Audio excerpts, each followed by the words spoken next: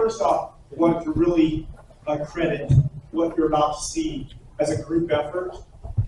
You'll hear Carol and I talk about, the Park Service app or the BLM app. Well, what we really do is we kind of take the lead on things.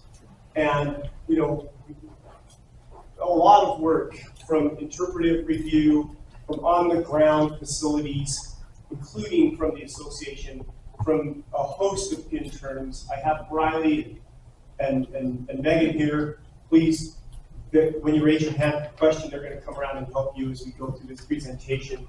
But this is a concerted effort. Public affairs review, all the people on the ground that have provided historic context for this. The Trail Association, and I sent various different signs. These signs are the product of myriad efforts. The Park Service is integral in training us to do this, because trust me, the BLM used to duct tape with barbed wire. We just stick stuff up sometimes with Anyway, we Xerox it off and laminate it. And so to do it like this and to put together this kind of product has been years in the making. And I'm going to skip the whole process of where we're getting this information. Trust me, we didn't just decide to sit down and in 5 minutes come up with what we're going to put up here. What Jill talked about with the planning from the recreation development strategy perspective and the comprehensive plan, all the inventories that have gone into how to do this. You can't just sit down and do an app like this overnight. So it's the product of years and years of work, of planning, all those things to get it to this point. And so we talked about this is where we're going forward, and this is what we're so excited about. So without further ado, I hope you've downloaded the app. If you haven't, wait, which app? What app? What app? Raise your hand, and Megan and Riley can come around and help you with that.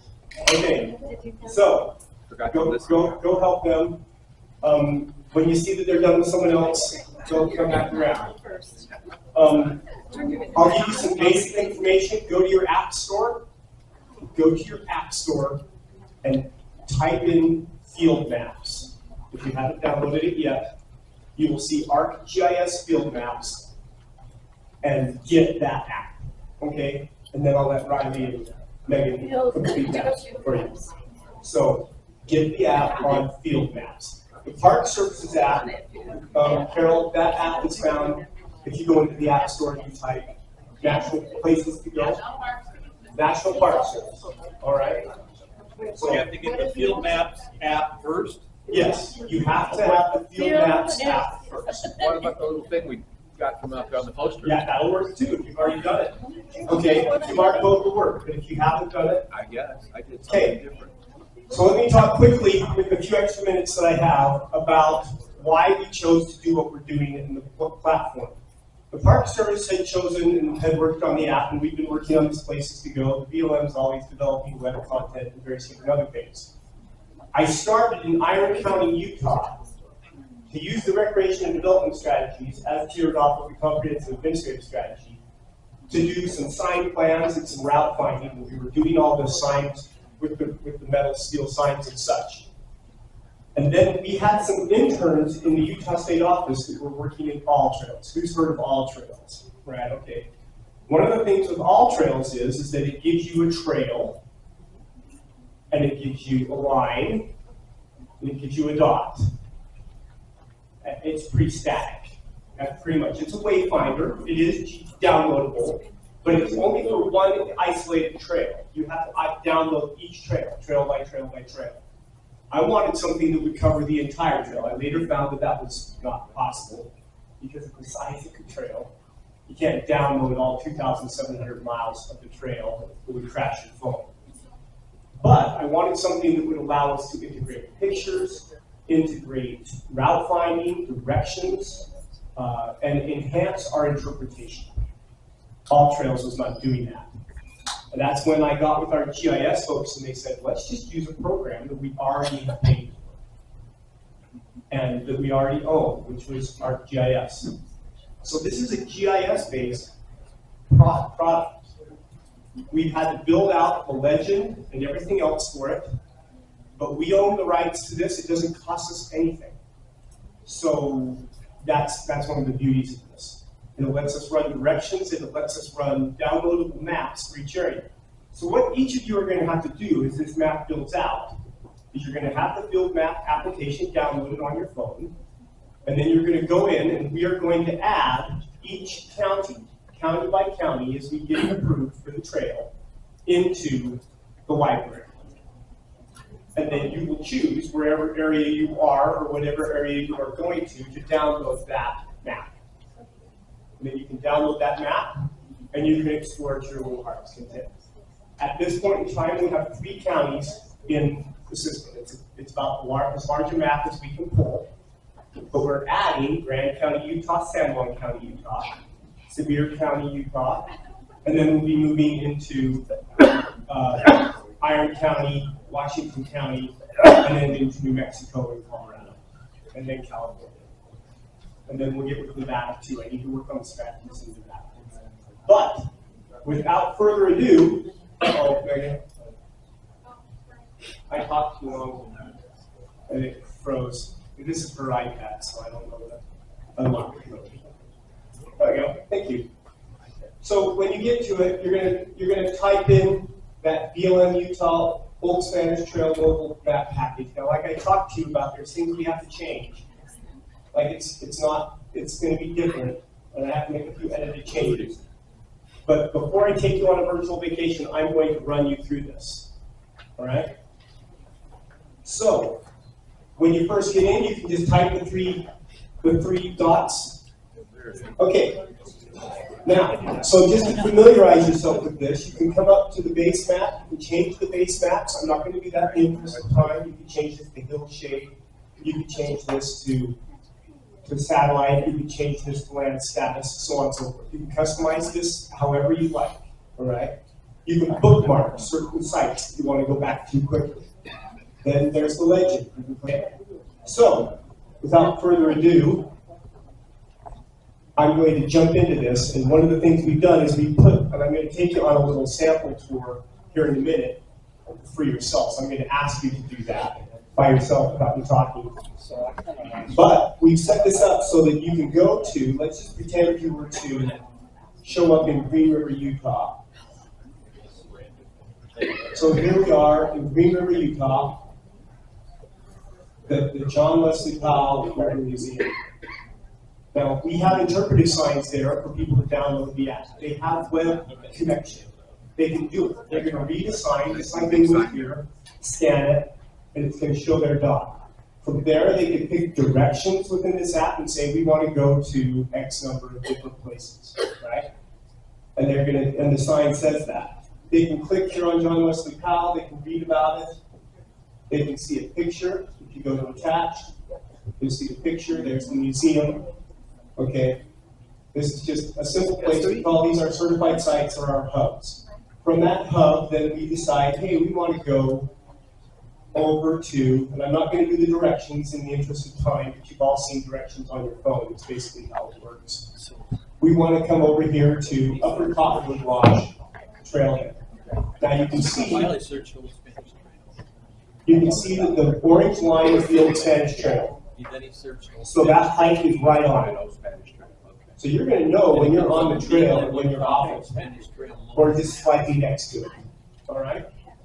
So we come over here to the Old Spanish Trailhead, Upper Cottonwood Lodge, and I'm going to click on it. And then I can see there are 4 trails that I can do from that trailhead. 2 hiking ones and 2 motorized.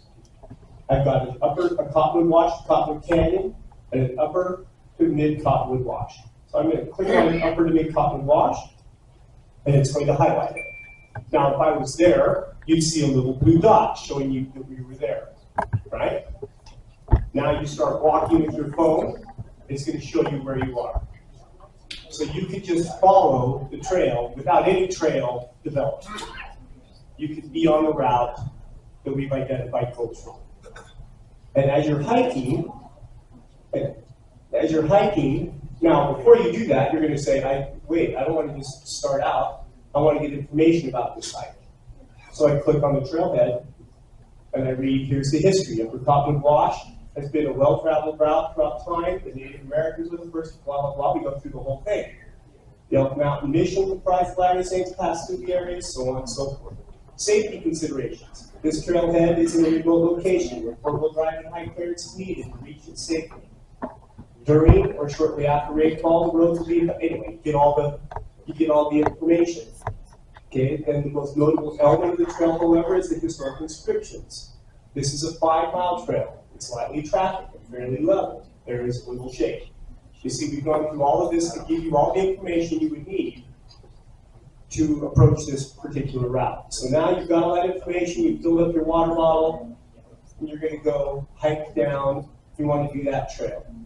So you're hiking down the trail, and we have GPSed each of these things we call trail elements. So like, let's say you get to this point, and there's a historic inscription.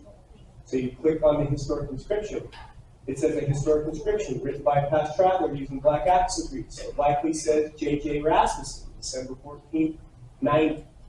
Okay, I can pick up a picture. There's the picture. Wow. So we've embedded all of this information into the app for people to do. And you can see this is all along the trail. I'll just pick another one just for kicks and giggles. And you can do this on your own too. Historic inscription, using black axe grease, the only legible portions are the letter J, B, and LF, which could be initials, right? In other cases, we say we don't know. You think it says, or so on and so forth. We do ask questions sometimes in the interpretive display here, and I'll get to that here in a moment. So here we are. We've done that hike. If I wanted to take a different hike, so what I want everyone to do now is, in the short time I have, I want you to pretend that you have come to Green River Gap and you want to do this. Now I'm highlighting this because what I'm trying to mention to you is that in the past we haven't had these types of resources to direct people to where to go to. We haven't had our little micro sites. We have some. Westwater in Grand Junction. We have a few that have been developed, and we go walk with trailheads. But this is pristine. This is an awesome hiking equestrian route. We have these interpretive signs exist out of the site, and so if you want, you can go into the search. Have everybody just go into the search. Type Green River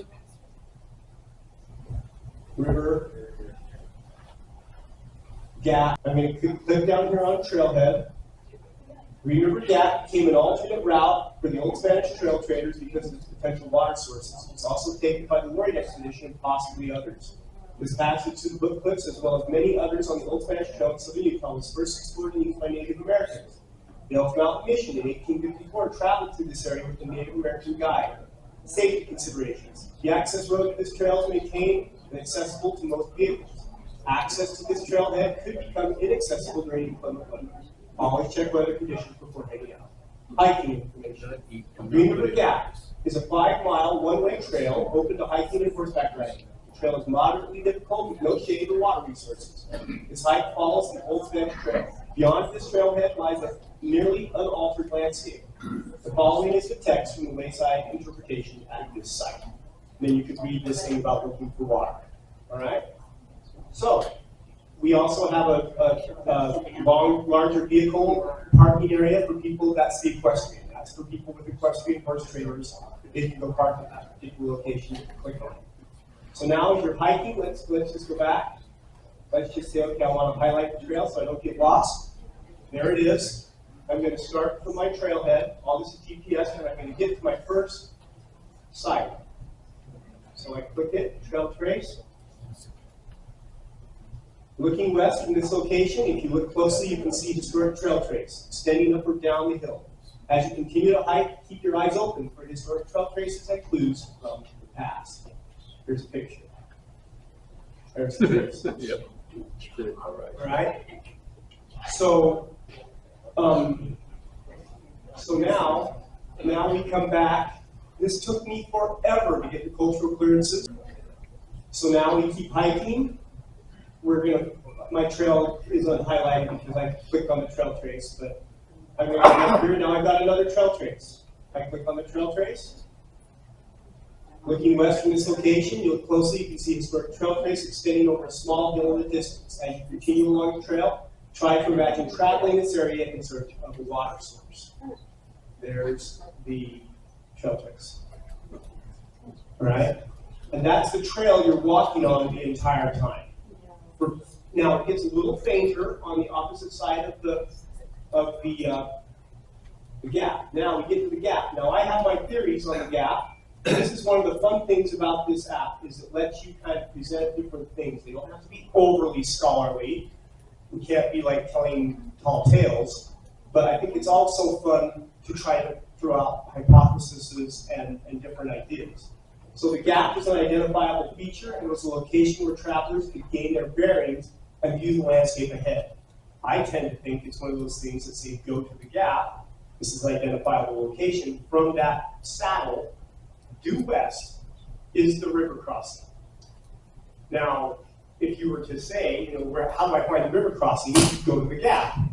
Take your bearings, go due west, and that's exactly what the trail does. So that's my theory. I don't put that in there, kind of mildly. But you can kind of draw your own conclusions while you're out there. You can take a look. Here's the picture. This is the kind of landscape you're walking in. We wouldn't want to do it in the middle of the summer. We did. But the Green River is right ahead. Now the trail heads down to that canyon and ends at Green River West Trail, where you could do the hike the other way. That's my presentation.